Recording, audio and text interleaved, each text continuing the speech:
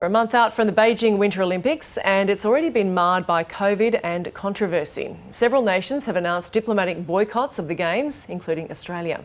Host of The Ticket, Tracy Holmes, joins me now. Tracy, how are the preparations going?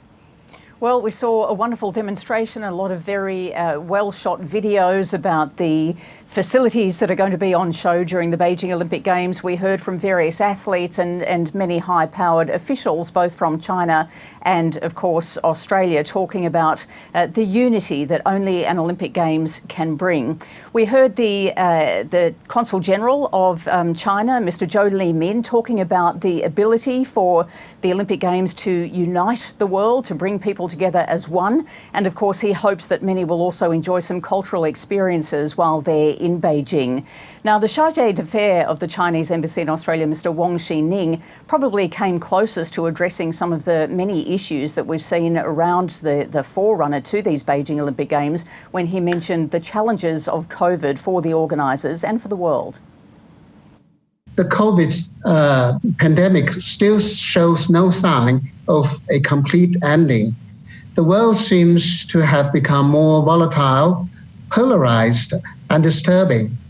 The Beijing Winter Olympics come at such special moment.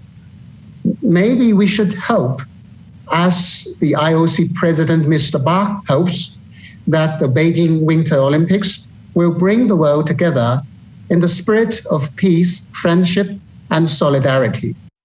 Well, Tracy, plenty of outcry over the Games. Yeah, there certainly has been. As you mentioned in the introduction, there's been a diplomatic boycott announced by about half a dozen countries, including Australia. But there's also been a lot of focus on what's happening in the Xinjiang province and the Uyghur population. A lot of concern there over overt security of lockups, of forced labour. And in fact, last week, President Biden in the US just signed into law a new act, the US's Uyghur Forced Labour Act. One of the people that was advising on that act is a man named Jeffrey Kane, who has put out a book called The Perfect Police State. I spoke with him a little bit earlier today, and he just said that with this sort of backdrop going on in China and the many challenges and the focus on the Uyghurs, that the time for friendship and diplomacy and this ability to come together to try to sort out differences is gone. The Beijing Olympics is the fact that it's being held there while major crimes against humanity are happening elsewhere in China is just abhorrent. So we know that with any Olympic Games, the organisers and of course all of the athletes want the focus to remain on the sport itself.